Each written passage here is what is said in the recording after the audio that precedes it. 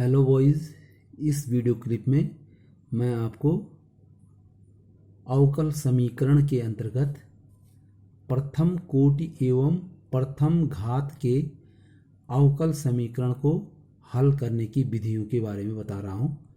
आपके पास जो अवकल समीकरण हैं जिनका आपको हल करना है वो प्रथम कोटि की हैं, जिनकी कोटि एक है और जिनकी घात भी क्या है, एक है। ऐसी समीकरणों को जो है आपको हल करना है। इस आपके कोर्स में जो है पहली विधि है पृथक करणीय चर वाले अवकल समीकरण, अर्थात differential equation with variable separable. पृथक करणीय चर वाले अवकल समीकरण, ये पृथक करणीय चर वाले अवकल समीकरण क्या होते हैं? जैसे इसमें लिखा पृथक करणीय, पृथक माने अलग अलग करना। अलग अलग करने का मतलब क्या हुआ कि यदि हम जो है y को dy के साथ और x को dx के साथ रख सकें अलग अलग, तो ऐसे प्रश्नों को जो है आप पृथक करणीय यानी सेपरेबल है, सेपरेशन जो मेथड है इससे कर सकते हैं। आप बोलेंगे कि कैसे x को अलग और y को अलग करेंगे। एक एग्जाम्पल मैं यहाँ पर बता रहा हूँ। माना आपको एक जो है क्वेश्चन दे रखा है dy बटे dx बराबर hy gx। इसमें करना क्या है कि देख लीजिए, यहाँ पर हम क्या करेंगे, यहाँ पर मैंने अभी कहा कि y वाले को dy के साथ, y का जो फलन है उसको dy के साथ और x का फलन किसके साथ रखना है, उसके साथ dx के साथ रखना है। तो कैसे रखेंगे, यहाँ पर देख लीजिए ये dy है, लेफ्ट साइड में हम dy रखेंगे, dy है और यहाँ राइट साइड पे hy है, तो ये hy जो है dy के बटे में आ जाएगा।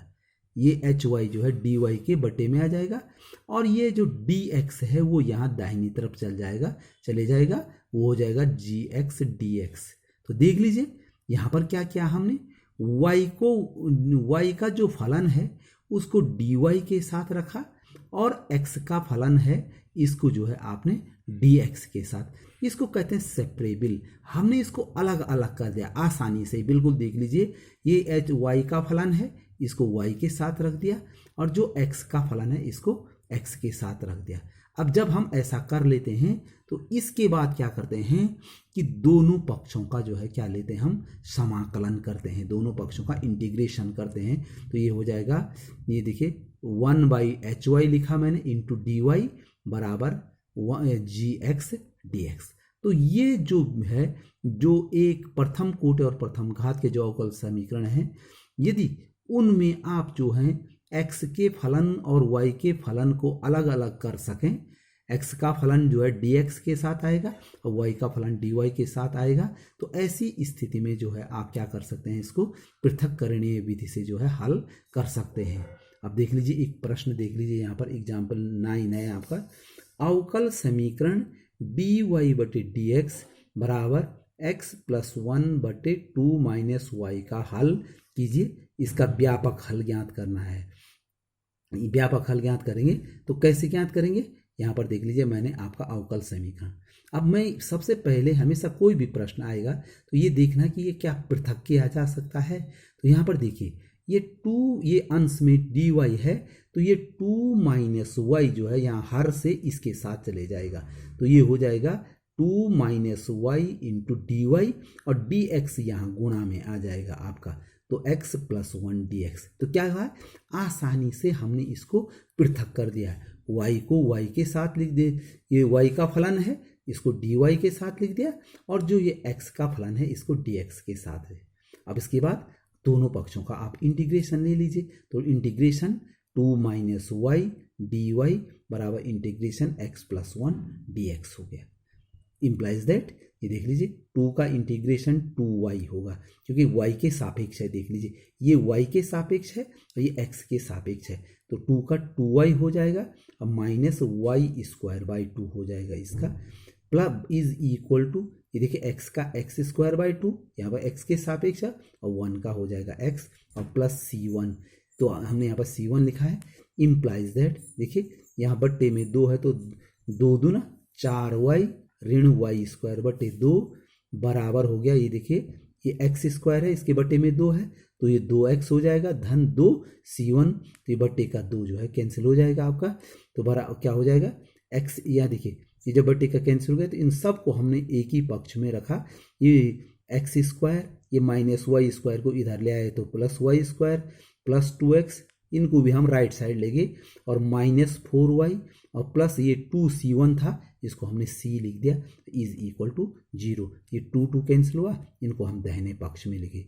तो ये जो है अवकल समीकरण का, जो हमारे अवकल समीकरण का है, इसका ये जो है क्या है, व्यापक हल है। ये जो है इसका व्यापक हल है। व्यापक हल क्या होता है कि इसमें जो है c दिया होता है, c है इसमें आ रखा है, तो ये व्यापक हल है। अगर आप c का मान ज्ञात कर सकें, यदि आपको x और इस y के मान स्पेशल दिए हैं तो तब आपको विशिष्ट हल प्राप्त होगा। यहाँ पर आपको x और y के मान नहीं दे रखे हैं तो इसको कहते हैं ये व्यापक हल है। और अगर x और y के मान दे रखे होते तो आप c का मान ज्ञात करते, तब जो हल आपको प्राप्त होता है वो कैसा हल प्राप्त होता, आपको विशिष्ट हल। ऐसा प्रश्न हम आपको आगे भी बताएंगे। एक और एग्जाम्पल देख लीजिए, एग्जाम्पल 10 है, dy बटे dx is equal to 1 plus Y square by 1 plus X square. इसका जो है आपको हल ज्ञात करना है। तो कैसे ज्ञात करेंगे, हमने सीधे इसको और लिखा है, देख लीजिए यहाँ पर भी आराम से सेपरेट हो रहा है।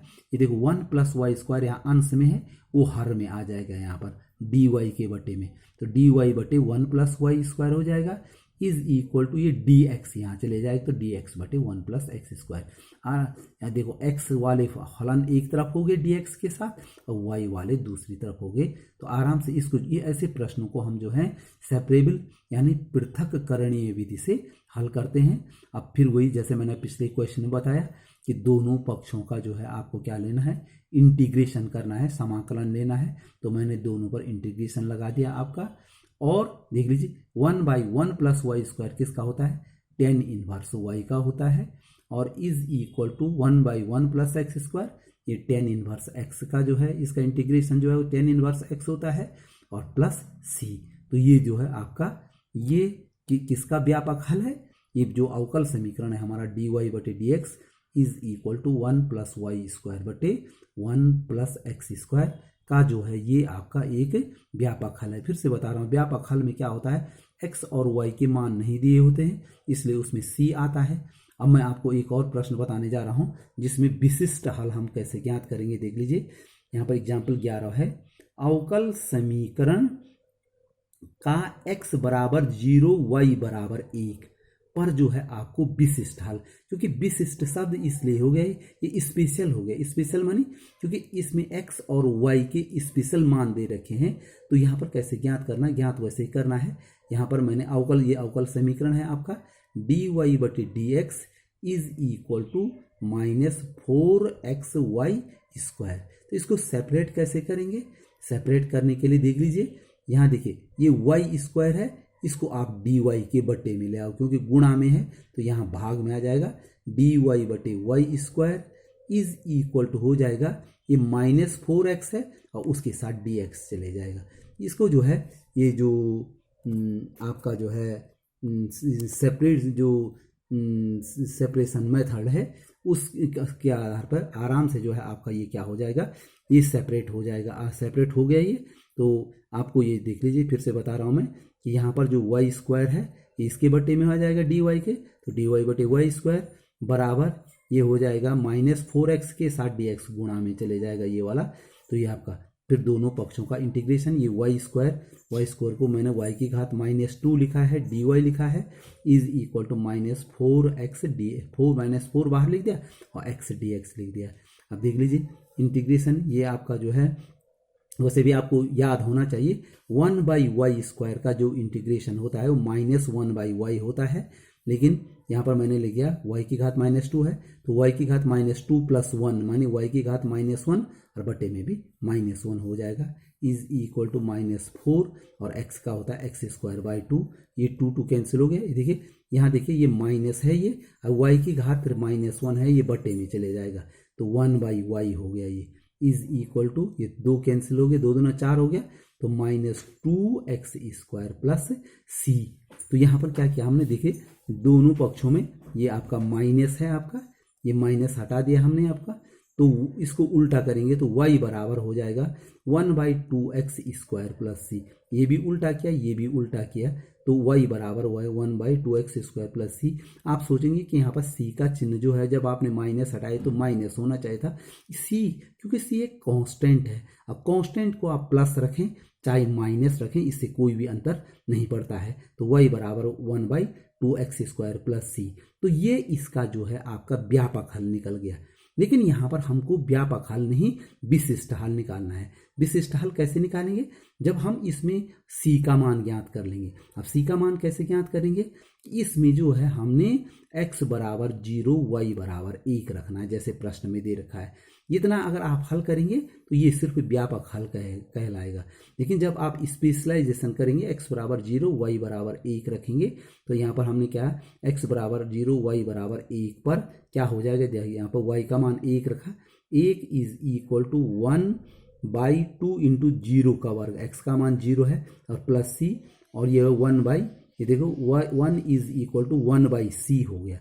देखो ये तो 0 हो गया, ये c हो गया, तो 1/c, और यहाँ c इधर है, c बराबर 1, c बराबर 1 हो गया।